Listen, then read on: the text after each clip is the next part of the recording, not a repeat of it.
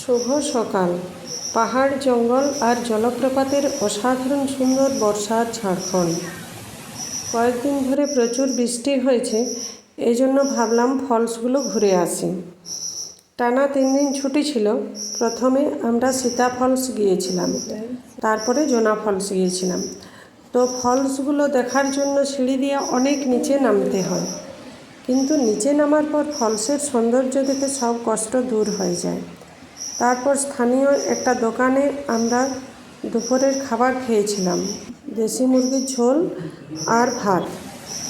তো এটা এখানের জনপ্রিয় খাবার ঝাড়খণ্ডে। তো ফলসের আসল সৌন্দর্য বর্ষাকালে।